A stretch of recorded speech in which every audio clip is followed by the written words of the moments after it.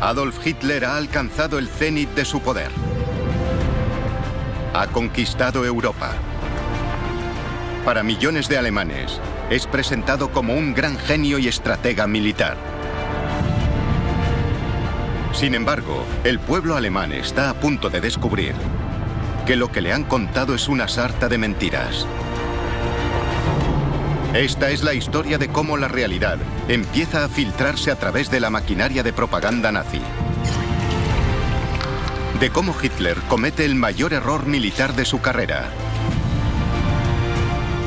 Y de cómo, escondido en su guarida, su liderazgo empieza a desmoronarse.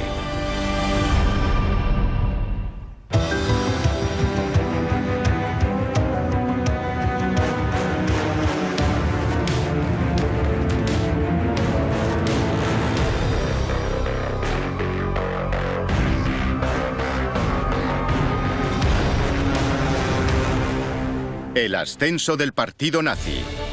El mayor error de Hitler. Berlín, primavera de 1941. 18 meses después del comienzo de la guerra, Adolf Hitler parece el amo del mundo. Ha devuelto a Alemania su grandeza. Su pueblo, otrora temeroso de la guerra, ahora está convencido de que todo acabará pronto.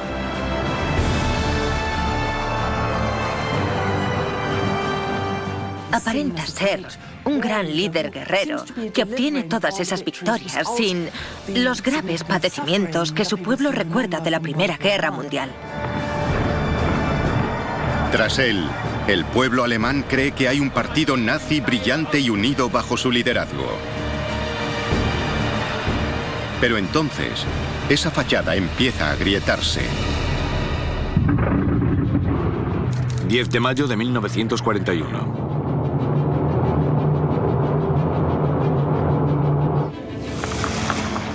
A comienzos del verano de 1941, un oficial alemán se lanza en paracaídas sobre un campo del sur de Escocia. Rápidamente lo recoge un sorprendido voluntario y es trasladado a Londres para su interrogatorio.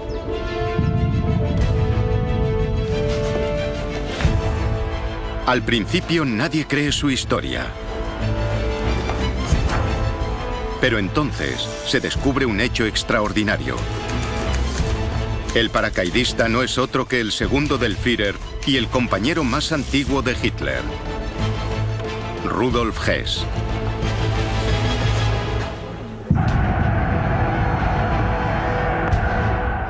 Rudolf Hess había sido una figura clave en el partido nazi desde los años 20. Había sido secretario personal de Hitler durante todo ese periodo.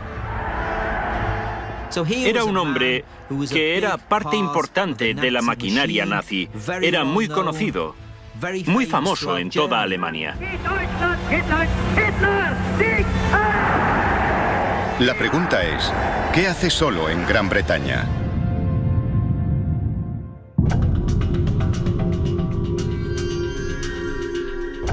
Hess es confinado en la Torre de Londres. A medida que el interrogatorio avanza, relata a los agentes británicos que ha venido en misión secreta, solo, para negociar la paz con Gran Bretaña. Los británicos están anonadados. El desconcierto entre las autoridades británicas es generalizado. Cuantos más detalles conocen, más parece la misión de un lunático. Pero entonces emerge una historia mucho más reveladora. La misión privada de Hess no busca en absoluto la paz. Su mayor preocupación es que, en la lucha interna por el liderazgo nazi, está perdiendo su posición como confidente y aliado más íntimo de Hitler. Creía que si podía llevar a buen puerto este golpe de estado diplomático, recuperaría su imagen e importancia dentro de la jerarquía nazi. Es una locura. Pero lo más importante es la primera señal pública de que el liderazgo nazi dista mucho de estar unido. sino que es un galimatías de rivalidades y luchas intestinas. Aquello reveló que había algo podrido en la cúpula del partido nazi.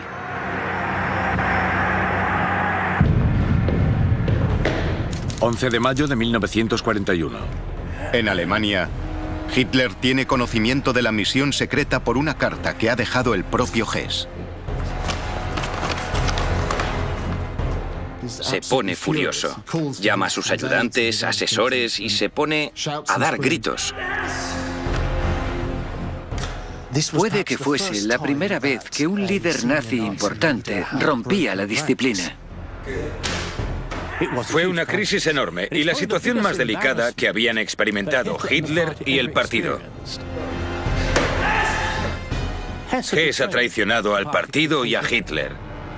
El problema para Hitler es cómo mantener la ilusión de un liderazgo unido, cuando evidentemente no lo es.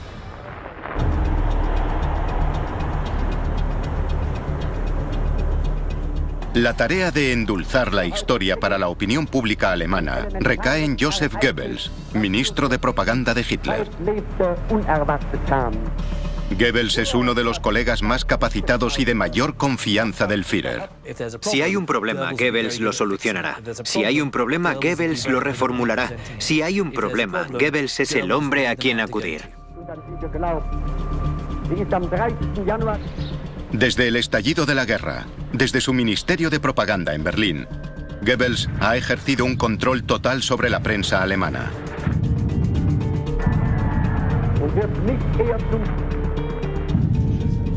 Pero esto es una pesadilla de manipulación. ¿Cómo recuperar la imagen de un liderazgo nazi unido? La respuesta de Goebbels es presentar a Hess como una manzana podrida. Goebbels afrontó la deserción de Rudolf Hess sencillamente presentándolo como un hombre que había perdido el juicio debido a la presión a la que estaba sometido, diciendo que su compromiso se había visto afectado por la tensión. Es una respuesta que a muchos alemanes les cuesta aceptar. Aquello no cayó muy bien entre la opinión pública alemana, que se preguntó, si la mano derecha del Führer está loco, ¿por qué sigue en su puesto? La crisis de Hess pasa, pero por primera vez, la imagen del liderazgo de Hitler parece bastante alejada de la realidad. Y esa separación está a punto de hacerse mucho mayor. 22 de junio de 1941.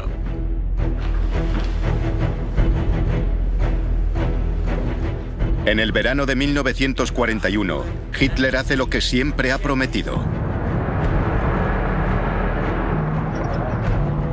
Invade Rusia.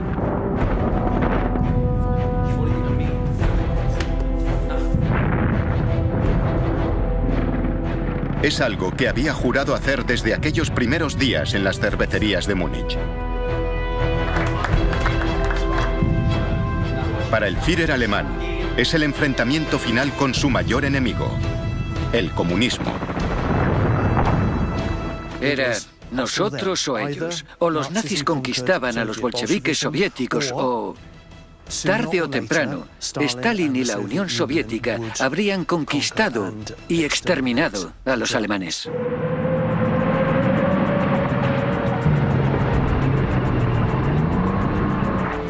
Cuando las tropas alemanas marchan sobre Rusia, Hitler cumple también un punto más sobre el que había escrito en Mein Kampf 16 años antes.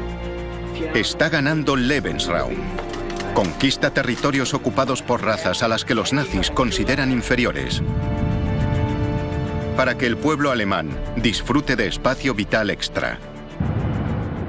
Quería espacio, no en el oeste, que estaba cerrado, sino en el este eslavo. Esa zona habitada por seres vagamente humanos, que no merecían una compasión especial.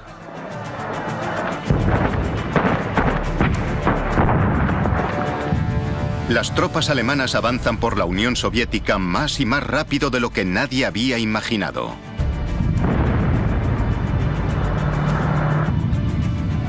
En pocas semanas se han adentrado centenares de kilómetros en territorio soviético.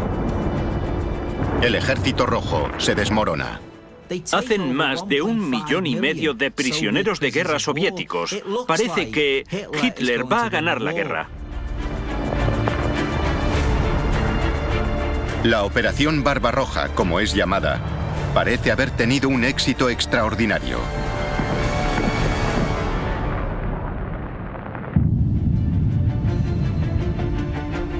En Alemania reinan el alivio y la alegría. La posición de Hitler como gran líder, socavada brevemente por el asunto Hess, vuelve a recuperarse. A ojos del pueblo germano, parece que el Führer está consiguiendo la guerra corta que siempre ha prometido. El comunismo será derrotado en semanas. En otoño de 1941, Hitler pronuncia un discurso. Dice que Rusia ha sido destruida y que nunca volverá a levantarse. Cree que ha ganado la guerra.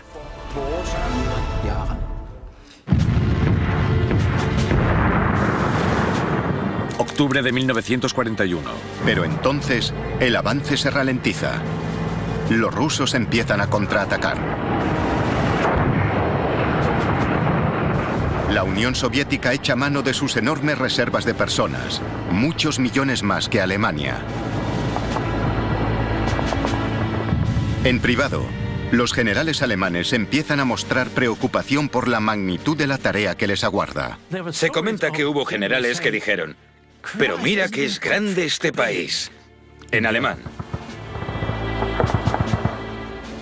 Rusia era tan inmensa que ocuparla era un problema logístico difícil de superar.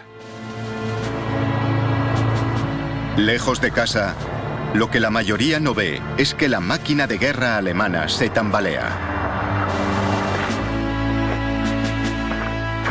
Hitler, el genio militar autodidacta, está a punto de enfrentarse a la cruda realidad.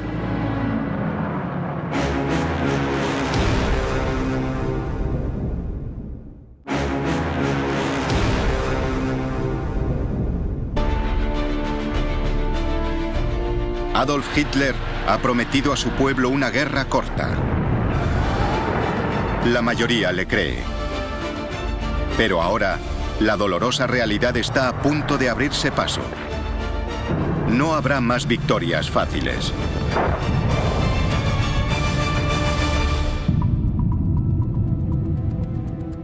Berlín, otoño de 1941. En el alto mando alemán, los generales de Hitler planean el siguiente movimiento en la guerra contra la Unión Soviética. Muchos están seriamente alarmados ante la tarea que les aguarda. Pero Hitler no les escucha, sino que les convoca cada día para exigirles que sigan avanzando.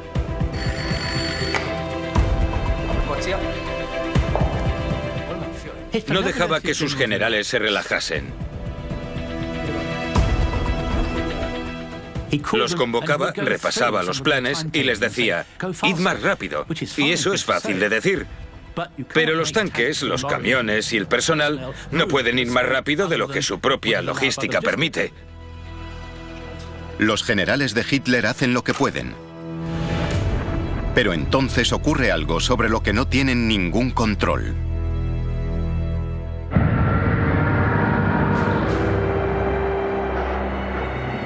Frente Oriental, invierno 1941. El invierno ruso ha llegado. Las temperaturas caen hasta los 35 grados bajo cero. En las afueras de Moscú, la tierra se congela hasta 1,5 metros de profundidad. No se podía orinar al aire libre. El combustible se congelaba en las máquinas. La maquinaria de guerra alemana se congelaba. Y no solo se congelaba, se moría de hambre. Lo mejor que tenían para comer era un trozo de carne de caballo cruda, porque no se podía cocinar, dado que el humo revelaría la posición a los rusos que estaban al acecho.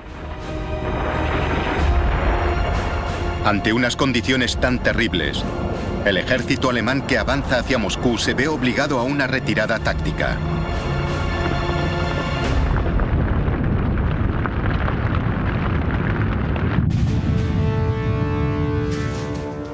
Hitler es un serio contratiempo.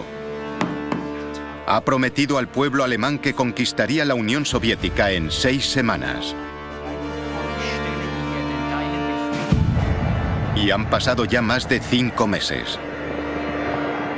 ¿Cómo mantener su promesa de una guerra rápida cuando la realidad es tan diferente?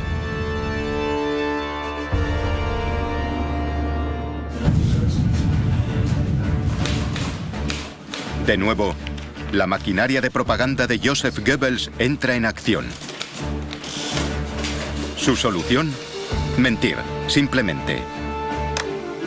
Lanza una ofensiva propagandística.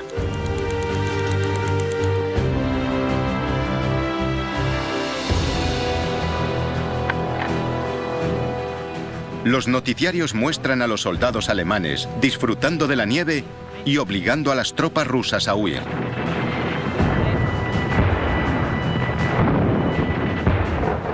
Goebbels se aseguraba de que los noticiarios conmovedores y emocionantes fuesen componente habitual de la dieta de los cinéfilos alemanes.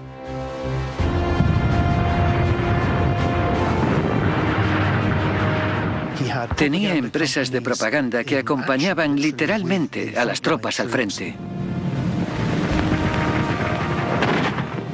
Y urgía constantemente a sus equipos de propaganda a acercarse lo más posible para conseguir las imágenes más emocionantes.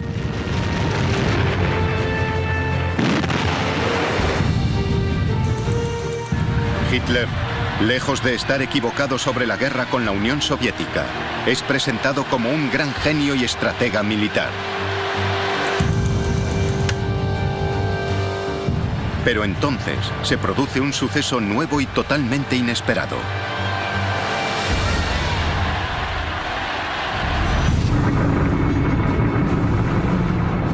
Océano Pacífico, 7 de diciembre de 1941. Sin previo aviso, aviones japoneses bombardean la flota estadounidense del Pacífico en Pearl Harbor, Hawái.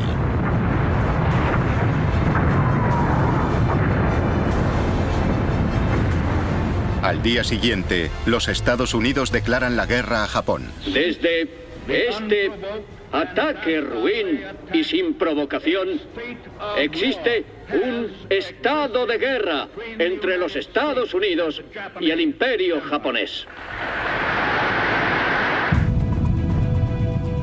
Berlín, 7 de diciembre de 1941. Para Hitler, es un momento crítico. Japón es un aliado. ¿Debe dejar que japoneses y estadounidenses se enfrenten entre sí o debe aliarse con sus amigos japoneses? Es una decisión trascendental y Hitler la sopesa solo. Los contras de enfrentarse a los Estados Unidos son obvios. Estados Unidos era una potencia económica, una especie de gigante dormido, y él sabía que disponía de enormes recursos económicos que, si se convertían en recursos militares, podrían afectar a su capacidad para ganar la Segunda Guerra Mundial. Sin embargo, para Hitler, esa es solo una parte de la historia. A medida que sopesa la situación, surgen también razones contundentes para apoyar a Japón. Ambos países tienen un acuerdo para respaldarse. Hay muchas posibilidades de que las fuerzas japonesas contengan a los Estados Unidos en el Pacífico y eviten que apoyen a Gran Bretaña en el frente occidental. Pero por encima de todo, Hitler cree que a los estadounidenses les falta lo que tienen los alemanes: valor para luchar. Hitler despreciaba a los Estados Unidos por completo. Los consideraba un crisol racial mestizo, lleno de hispanos, judíos y sin ningún valor racial. Los consideraba decadentes. Y creía que aceptarían sus condiciones, que dejarían a Alemania el control de Europa y a Japón el control del Pacífico. Finalmente, tras una brevísima consulta, Hitler toma una decisión. 11 de diciembre de 1941. 4 días después del ataque a Pearl Harbor, se dirige al Parlamento alemán. Alemania declara la guerra a los Estados Unidos.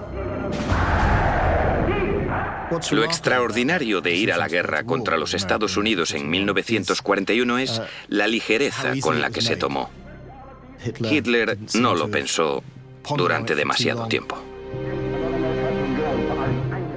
Hay sorpresa entre los diputados, pero son todos nazis, y él les explica que no pueden esperar a que los acontecimientos los atropellen. Debían tomar la iniciativa.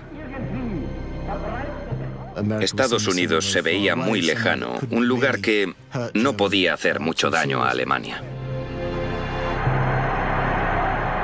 Es una decisión de gran magnitud, y sin embargo Hitler la ha tomado casi unilateralmente.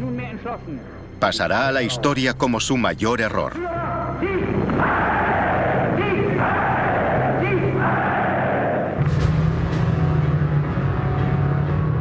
Las fuerzas alemanas, ya empantanadas en Rusia, ahora se enfrentan al país más poderoso del mundo.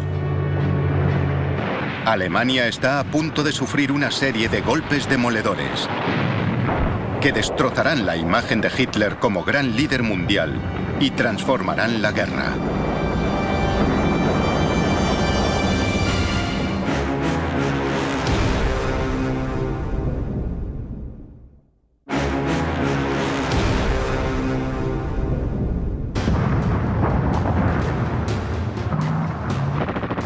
En el este, las tropas alemanas están empantanadas en la Unión Soviética.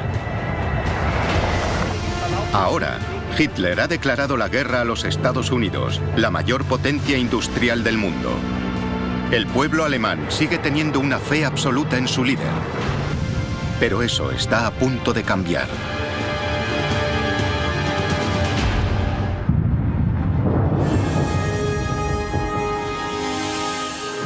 Rusia, 1942.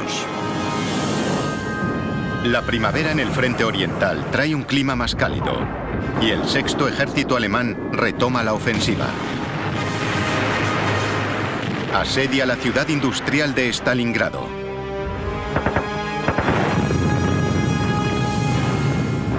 Los defensores soviéticos están acorralados en una diminuta franja de terreno a orillas del río Volga.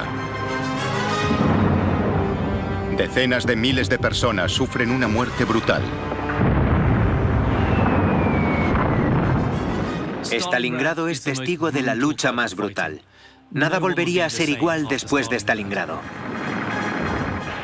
La guerrilla urbana es extraordinariamente confusa y Stalingrado fue un paradigma de ese tipo de guerra.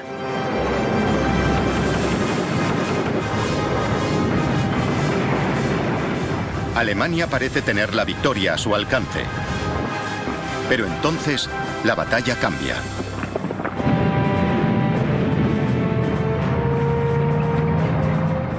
Noviembre de 1942. En una brillante serie de movimientos por los flancos, los rusos se lanzan sobre las líneas alemanas desde el norte y el sur. Se encuentran al oeste de la ciudad y rodean completamente a los alemanes.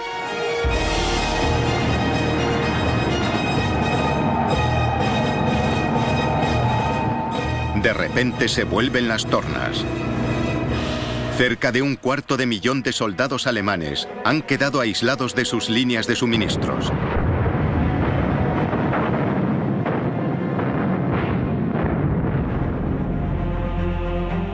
Los alemanes empiezan a notar la escasez de todo, desde municiones hasta comida. Estaban llenos de piojos. Tenían que comer y beber lo poco que tenían junto a las heces de sus camaradas, porque si intentaban salir para ir a las letrinas, les disparaban los francotiradores rusos desde los tejados. La situación es insostenible. Lo único que salvará a los alemanes es una retirada táctica. Este de Polonia, 1942.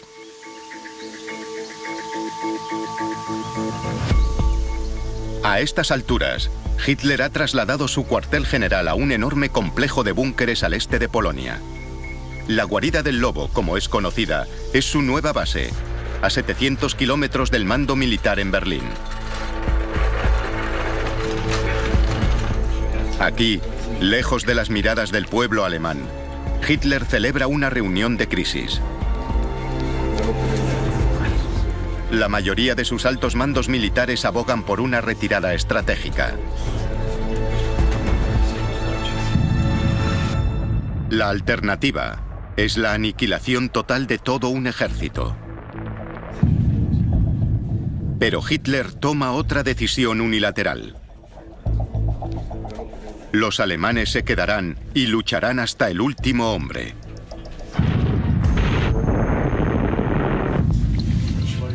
El Führer no aprobará una retirada. Los buenos nazis, la Wehrmacht no se retira, gana avanzando.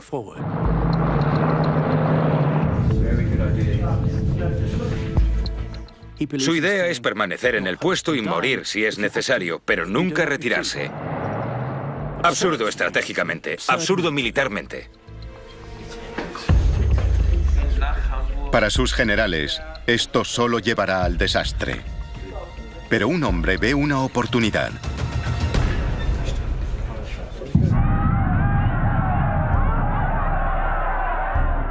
Hermann Göring tiene fama de ser un líder poderoso y eficaz. Hermann Göring había sido un piloto capaz y valiente en la Primera Guerra Mundial, condecorado por sus méritos. Él comprendía la guerra, había luchado en una.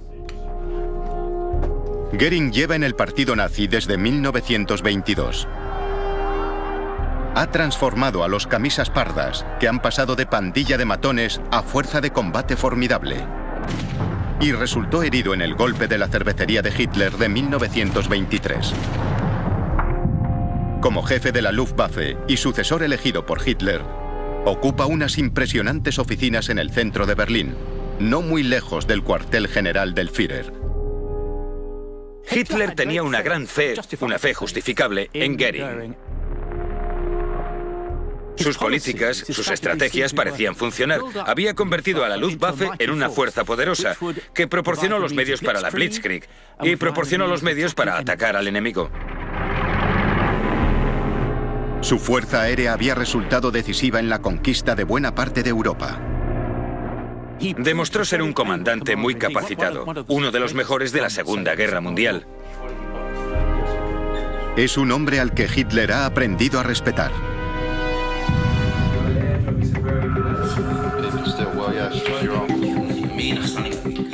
Göring respalda la negativa de Hitler a aprobar una retirada de Stalingrado.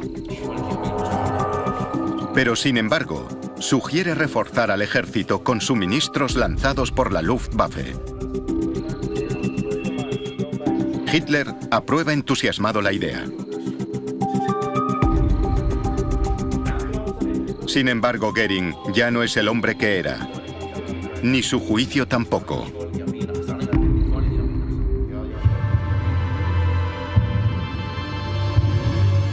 El hombre al que el pueblo alemán cree un comandante poderoso, en realidad es un drogadicto.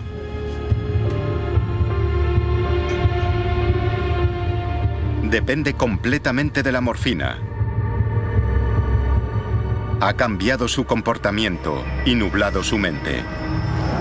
Hermann Göring, al comienzo de su carrera, había sido un hombre inteligente y capaz, pero ahora había caído en la indolencia y la apatía. Göring ya no es ni un comandante militar eficaz, ni un buen juez de la situación militar.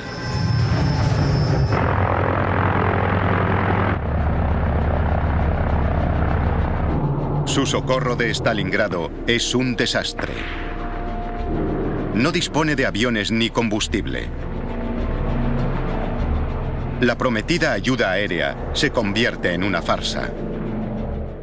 Los cálculos estimaban unas 800 toneladas diarias para mantener el suministro a los soldados. La realidad fue que solo consiguieron llevar unas 100 toneladas al día. Un soldado escribe a casa. Vivimos con una hogaza de pan para 8 y un cazo de agua caliente.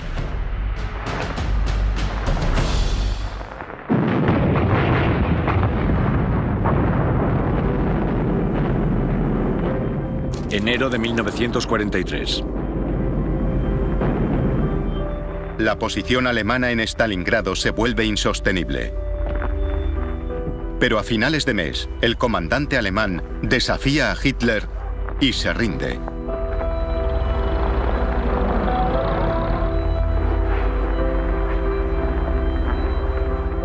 Casi 100.000 soldados alemanes son hechos prisioneros, entre ellos 24 generales.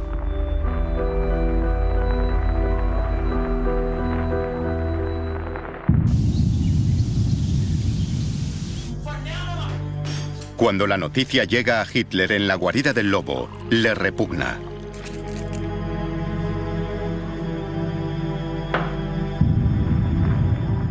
Es una catástrofe tan grande que será imposible ocultarla al pueblo alemán.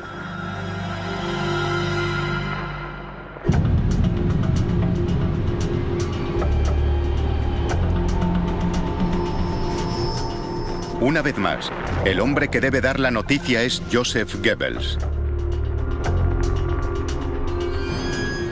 Él se da cuenta de que esto requerirá un mensaje nuevo. Se abandona la idea de una victoria rápida y se abraza la del heroísmo y resistencia únicos del ejército alemán. El asunto aquí, como en muchas otras manifestaciones de la época, es que el verdadero heroísmo alemán solo surge ante la derrota y ante un inmenso sufrimiento.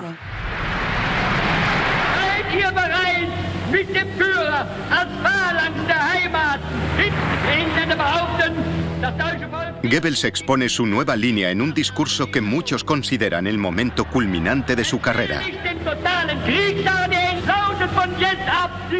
Bajo una gran pancarta en la que reza "Guerra total, guerra corta", Goebbels habla ante 14.000 incondicionales que le admiran y le vitorean.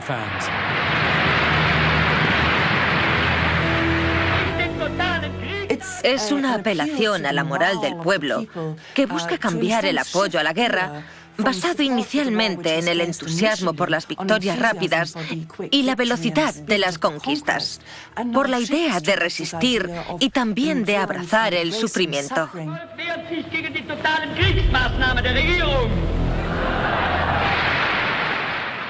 Y hacia el final del discurso diserta sobre 10 preguntas retóricas que exigen un cada vez más categórico sí del público.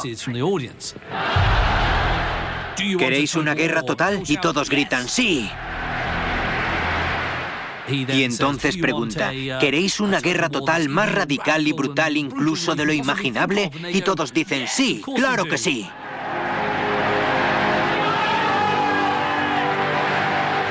Pero Goebbels también tiene un segundo mensaje. La arenga al heroísmo alemán se apuntala con el miedo. Goebbels se lanza a bombardear al pueblo alemán con una visión de pesadilla. Les dice que los expulsarán de sus tierras históricas y ancestrales en el este, que violarán a sus mujeres, que sus jóvenes serán esclavizados y deportados a Siberia. No les quedaba otra que seguir luchando.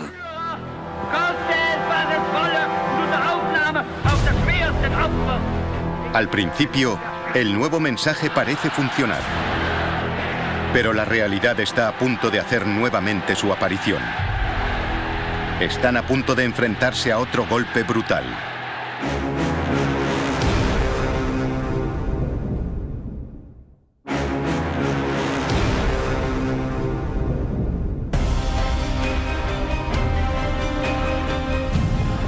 En la primavera de 1943, Hitler y Goebbels se enfrentan a uno de los momentos más duros de sus carreras. Le han dicho al pueblo alemán que si respaldan una guerra larga, ganarán. Pero la situación está a punto de empeorar.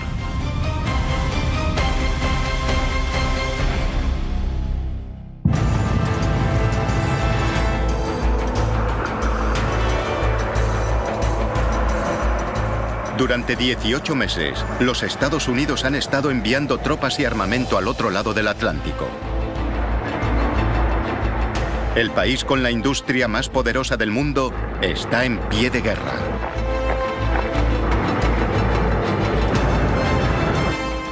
Los Estados Unidos pueden convertir sus empresas en lugares capaces de producir aviones y tanques muy rápidamente. La producción de aviones se dispara. De las factorías de coches salen miles de tanques. Las fábricas de máquinas de escribir producen ametralladoras. Y el resultado es predecible, una auténtica catástrofe para Alemania.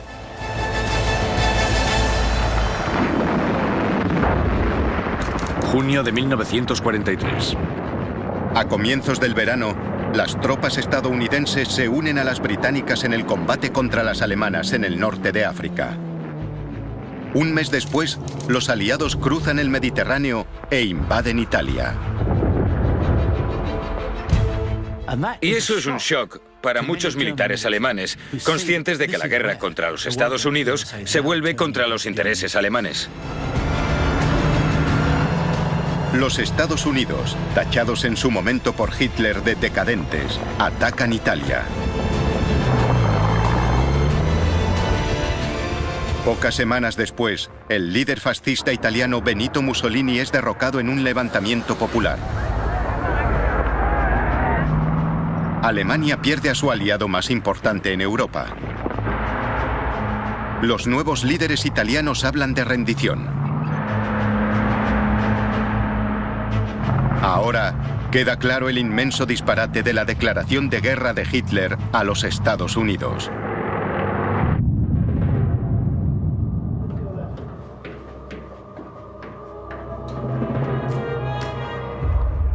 El Führer recibe la noticia en la guarida del lobo. Está horrorizado. Mussolini es uno de sus aliados más antiguos y fieles. Estaba profundamente afectado por el fracaso de Mussolini. Realmente lo tenía en alta estima como líder. Y se dice que también le tenía afecto, si es que tenía algún sentimiento. El Führer ordena a las tropas entrar en Italia para contener el avance de las fuerzas aliadas. Pero esto implica dispersar muchísimo al ejército alemán. En Rusia están retrocediendo. Se enfrentan a la amenaza de un ataque aliado en el oeste. E intentan conservar Italia y la costa mediterránea. Pero entonces ocurre algo terrible, imposible de suavizar con propaganda. Verano de 1943.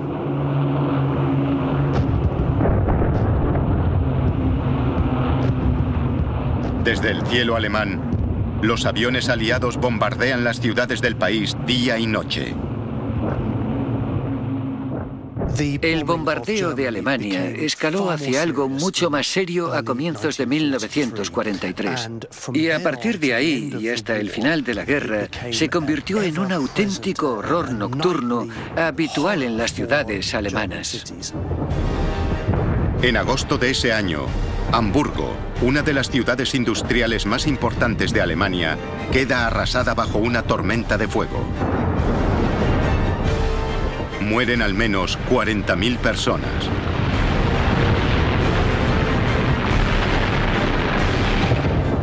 Hitler responde con un cambio tremendamente significativo en la política doméstica.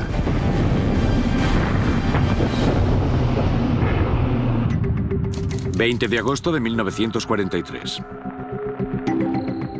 Ese verano, Hitler nombra a Heinrich Himmler, el temido líder de las SS, ministro del Interior.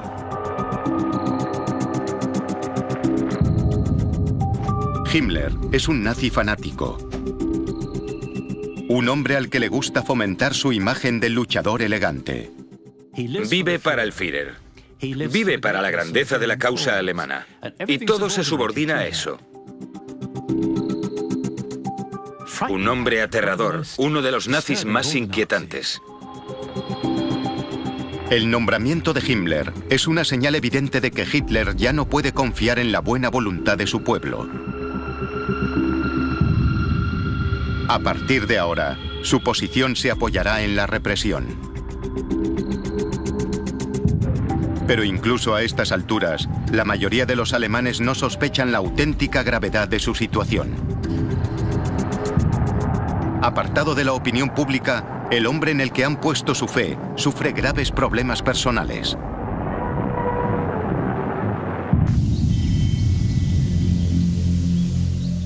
El Führer se había retirado casi por completo a su búnker en la guarida del Lobo, en el este de Polonia. Simplemente se ve incapaz de aceptar la realidad de la situación. Los alemanes observan que hace tiempo que Hitler no se deja ver. Hay ciertos acontecimientos clave a los que solía acudir, como el Día del Héroe, un homenaje a los caídos, y al que ese año Hitler no asiste. Eso se comentó mucho.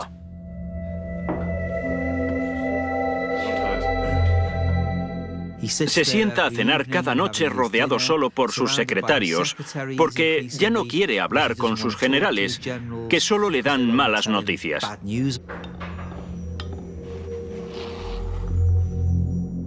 Él aún no ha cumplido los 55 años, pero parece un hombre que se mueve más despacio. No es el Hitler que era. Ha perdido la energía. Sale a dar largos paseos con su perro. Camina encorvado. Empieza a tener temblores. Puede que tuviese Parkinson. Hitler ya solo acepta la compañía de dos personas. Una es su novia, Eva Braun. Telefonea a Eva Braun todos los días, algo que nunca había hecho antes, para buscar consuelo en su conversación. La otra es su médico personal. Theodor Morell le administra grandes cantidades de antidepresivos y narcóticos caseros. No solo son potentes y nocivos por separado, sino que además toma muchos diferentes. Por ejemplo, toma testovirón, tempidón, un barbitúrico en supositorios, toma simpatol, toma quadronox, que es un sedante, y toma orquicrin, optalidón, que es un analgésico. Tomaba también algo llamado obstinol para tratar el estreñimiento crónico agudo. Sin embargo, el pueblo alemán no tiene la menor sospecha de que Hitler no es ni la sombra de lo que era. Su posición siempre ha dependido de su éxito a la hora de ocultar la espantosa realidad de su régimen. Pero ahora está perdiendo la guerra. Es inevitable que el pueblo alemán empiece a despertar y vea la verdad. Y algunos, por fin, se rebelarán.